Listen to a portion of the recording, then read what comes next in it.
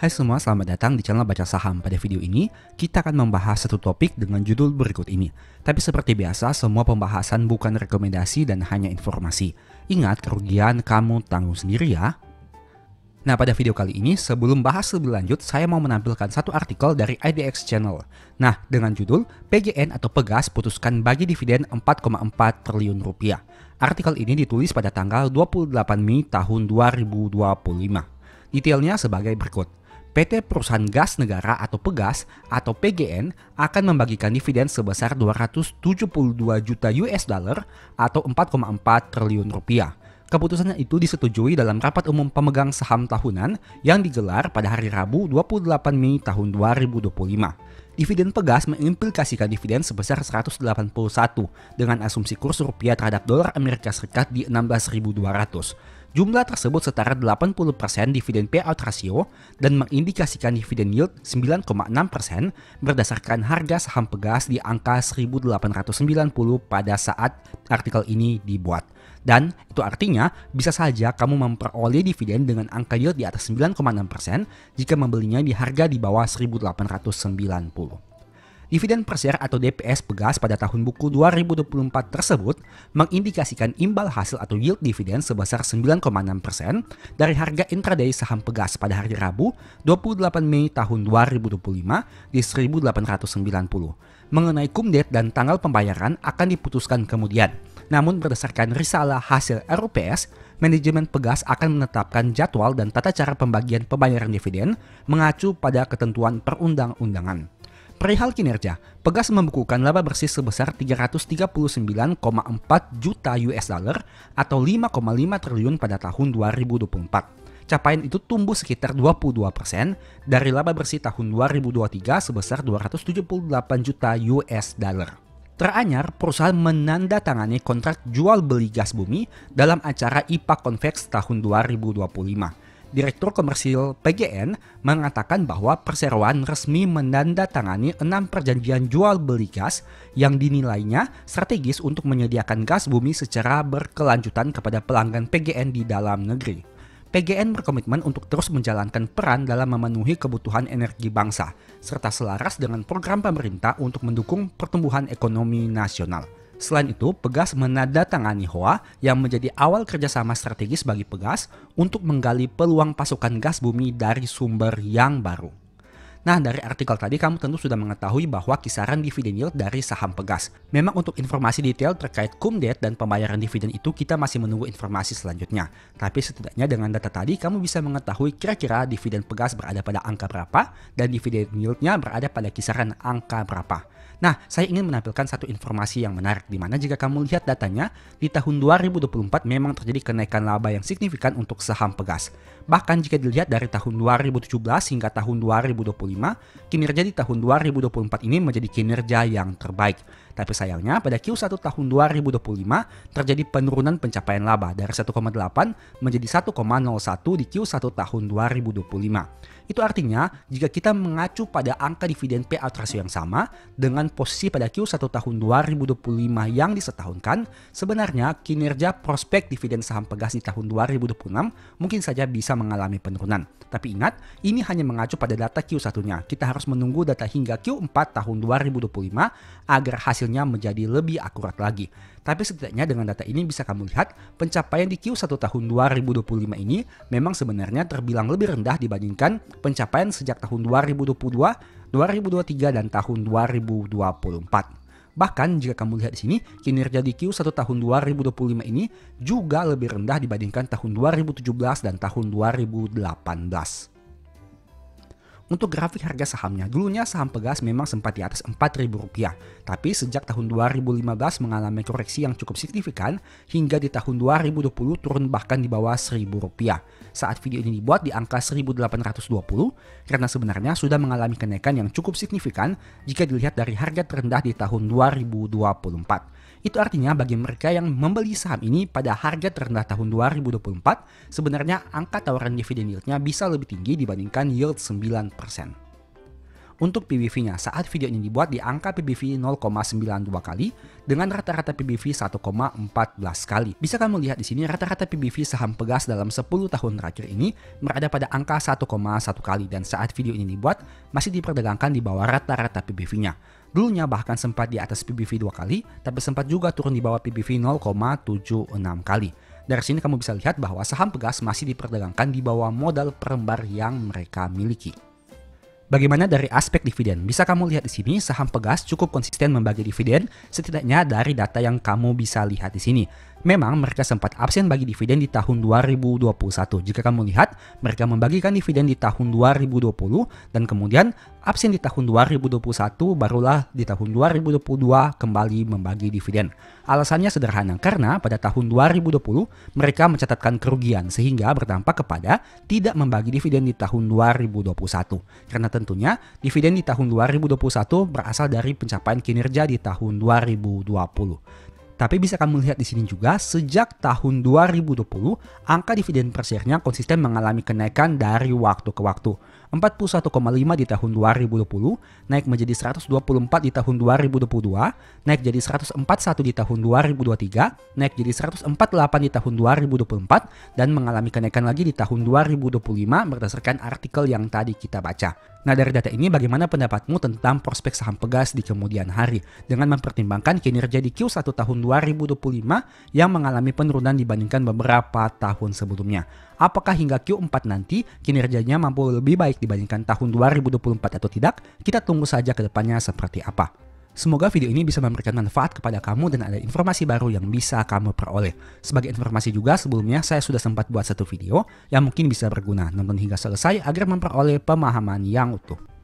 Nah, saat ini saya akan bahas 5 saham yang punya probabilitas kenaikan sangat besar di bulan Juni. Tidak tanggung-tanggung, dalam periode waktu 5 tahun terakhir yang digunakan, probabilitas kenaikannya mencapai 80 hingga 100%. Selain itu, saham yang akan disebutkan memiliki kriteria dengan laba di atas 100 miliar saat video ini dibuat. Inilah merupakan kriteria dari saya mengatakan saham besar, karena menghasilkan laba di atas 100 miliar saat video ini dibuat. Apa saja nama sahamnya? Tapi ingat, selalu disclaimer on. Video ini bukan rekomendasi dan hanya sebagai informasi saja. Sekarang, kita langsung bahas saja. Saham pertama adalah INDF. Bisa kamu lihat di sini, sejak tahun 2020 hingga tahun 2024, probabilitas kenaikannya di bulan Juni mencapai 80%. Pernah naik 13,4% di tahun 2020, tapi pernah turun 2,7% di tahun 2021. Itu artinya probabilitas kenaikannya lebih besar dibandingkan penurunannya. Untuk periode waktu 1 tahun, probabilitasnya adalah 50%. Dalam 6 tahun terakhir, 3 tahun naik dan 3 tahun turun. Kenaikan tertinggi di tahun 2024 dengan angka 19% dan penurunan terbesar di tahun 2020 dengan angka 13%. Sekarang kita lihat sekilas terkait informasi umumnya. INDF telah naik 30,7% dalam 1 tahun terakhir. Saat video ini dibuat di angka 7.975. Laba di Q1 tahun 2025 naik dari 2,4 menjadi 2,7 triliun rupiah. Untuk rasio keuangan, gross profit marginnya 34,5% dengan net profit margin 8,6%. Income-nya quarter year on year growth naik 11,2% dengan tawaran dividen yield 3,3% yang terakhir dibagi di tahun 2024. Untuk grafik harga sahamnya sempat di atas angka 9.000 pada tahun 2016, tapi sempat juga turun mencapai angka di bawah Rp6.000 pada beberapa tahun sebelumnya. Untuk PBV-nya, saat video ini dibuat bisa dikatakan PBV-nya mengalami koreksi yang cukup signifikan, karena biasanya pernah berada pada angka PBV di atas 2 kali, tapi kini PBV-nya 1,04 kali. Saham kedua adalah saham TOWR, di mana dalam bulan Juni selama 5 tahun terakhir, sejak tahun 2020 hingga 2024, probabilitasnya 100%, artinya selalu mengalami kenaikan. Kenaikan tertinggi sekitar 10% pada tahun 2022, dan kenaikan terendah yaitu 5,5% pada tahun 2021. Tapi sayangnya, untuk periode waktu 1 tahun, probabilitasnya hanya 33%, artinya dalam 6 tahun terakhir, 4 tahun turun dan 2 tahun mengalami kenaikan. Itu pun kenaikan hanya pernah terjadi di tahun 2020 dan 2021. Selanjutnya, dari tahun 2022 hingga tahun 2025 hingga video ini dibuat masih mengalami penurunan. Kita lihat informasinya. TOWR turun 23% dalam 1 tahun terakhir. laba di tahun 2024 mengalami kenaikan dibandingkan tahun 2023. Saat video ini dibuat, TOR belum terlihat menerbitkan laporan keuangan Q1 tahun 2025-nya. Untuk rasio keuangan, gross profit margin 66% dengan net profit margin 27%. Net income-nya quarter year on year growth naik 7,3% dengan tawaran dividen yield 2,6% yang terakhir dibagikan pada bulan Mei tahun 2025. Untuk grafik harga sahamnya sempat di atas angka 1.500, tapi kini hanya Rp600. Sebelumnya sempat juga berada pada angka di bawah Rp500. Untuk PBV-nya mengalami koreksi yang cukup signifikan dari yang awalnya di atas 4,5 kali, tapi kini hanya 1,6 kali. Dan bisa dikatakan PBV saat video ini dibuat merupakan salah satu PBV terendah dalam 10 tahun terakhir. Saham ketiga adalah ISAT, di mana dengan probabilitas 100% dalam 5 tahun terakhir, sejak tahun 2020 hingga 2024. Kenaikan tertinggi di tahun 2022 sebanyak 23% dan kenaikan terendah di tahun 2023 sebanyak 3,9%. Probabilitas setahunnya cukup baik dengan angka 67%, artinya dalam 6 tahun terakhir, 4 tahun naik dan 2 tahun mengalami penurunan. Tapi sayangnya pada tahun 2025 ini merupakan penurunan terbesar yaitu 26% setidaknya hingga video ini dibuat. Tapi di sisi yang lain pada tahun 2023 saham ini juga pernah naik 51% dan tahun 2022 pernah naik 73%. Untuk informasi umumnya, selama 1 tahun terakhir masih turun 31%. Kinerja di Q1 tahun 2025 juga mengalami kenaikan dari 1,2 menjadi 1,3 triliun rupiah. Nah, untuk rasio keuangan, net profit marginnya 9,6% dengan net income quarter year on year growth 1,2%. Dividen yieldnya 3,6% yang terakhir dibagikan di tahun 2024. Untuk grafik harga sahamnya, sempat berada di atas 2.500, tapi kini harganya 1.820. Sebagai informasi dulunya, harga sahamnya dari yang awalnya di angka 1.500 sempat turun hingga di bawah Rp500 pada tahun 2019 dan tahun 2020. Untuk PBV-nya saat video ini dibuat di PBV 1,69 kali dengan rata-rata 2,05 kali. Dulunya sempat di atas PBV 3 kali, tapi sempat juga turun di bawah PBV 1 kali. Oke, saham keempat adalah JPFA dengan probabilitas 80% dalam 5 tahun terakhir. Artinya 4 tahun naik dan 1 kali turun. Penurunan hanya pernah terjadi di tahun 2021 sebanyak 13%. Sedangkan untuk kenaikan terbesar di tahun 2020 sebanyak 31%. Untuk periode setahunnya, hanya 33% untuk probabilitas kenaikannya. Artinya dalam 6 tahun, 4 tahun turun, 2 tahun naik. Kenaikan tertinggi di tahun 2024 sebanyak 64% dan penurunan terbesar di tahun 2022 sebanyak 24%. Kita lihat informasi umumnya, dalam 1 tahun terakhir masih naik 34%. Kinerja laba di Q1 tahun 2025 mengalami kenaikan dibandingkan tahun 2024. Dari yang awalnya 665 menjadi 680 pada Q1 2025. Untuk rasio keuangan, gross profit marginnya 18,8% dengan net profit margin 4,7%. Net income-nya quarter year on year growth 2,3% dengan tawaran dividen yield 3,9 yang terakhir dibagi di tahun 2025. Untuk harga sahamnya, dulunya sempat di atas 2.500, tapi sempat juga turun di bawah Rp1.000. Saat video ini dibuat di angka 1.780. PBV-nya di angka 1,3 kali, dengan angka di bawah rata-rata dari PBV 10 tahun terakhir, yaitu 1,66 kali. Dulunya sempat di atas PBV 3 kali, tapi sempat juga turun di bawah PBV 1,3 kali. Oke, saham terakhir adalah GJTL dengan probabilitas 80%. Artinya, sejak tahun 2020 hingga tahun 2024, 4 tahun naik dan 1 kali turun. Penurunan hanya pernah terjadi di tahun 2021 sebanyak 14,2%. Sedangkan kenaikan terbesar di tahun 2020 sebanyak 8,47%. Untuk probabilitas setahunnya adalah 67%. Artinya, dalam 6 tahun terakhir, 4 tahun naik dan 2 tahun mengalami penurunan. Kenaikan terbesar di tahun 2023 sebanyak 84% dan penurunan tertinggi di tahun 2022 sebanyak 15%. Oke, sekarang kita bahas dari informasi umumnya. Dalam 1 tahun terakhir, GJTL masih turun 6,9%. Kinerja di Q1 tahun 2025 juga mengalami kenaikan dibandingkan Q1 tahun 2024. Dari yang awalnya 339 miliar menjadi 353 miliar di Q1 tahun 2025. Untuk rasio keuangan, gross profit marginnya 19,4% dengan net profit margin 8%. Net income-nya quarter year on year growth naik 4,2% dengan tawaran dividen yield 4,6% yang terakhir dibagi di tahun 2024. Untuk harga sahamnya sempat di atas 1.500, tapi sempat juga turun di bawah Rp500.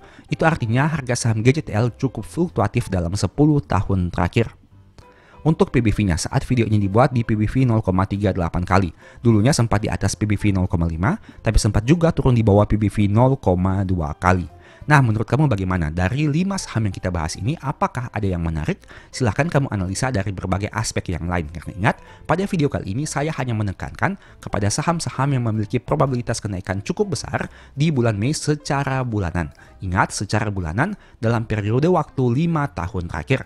Dan ingat juga, ini merupakan data yang saya kutip dari aplikasi Stockbit. Sehingga untuk validasinya, silahkan kamu lihat lagi di sumber resminya. Apakah ada yang kamu tertarik untuk analisa lebih lanjut? Silahkan lakukan analisa dengan mendalam dan mempertimbangkan berbagai kemungkinan yang ada. Ingat, probabilitas hanya merupakan salah satu faktor yang bisa mempengaruhi naik turun harga saham. Tapi selain pada itu, ada beberapa faktor lain juga yang harus kamu pertimbangkan. Semoga video ini bisa memberikan manfaat kepada kamu. Demikianlah pembahasan singkat pada video ini. Selalu ingat bahwa semua saham yang disebutkan bukan rekomendasi dan hanya bersifat edukasi serta informasi.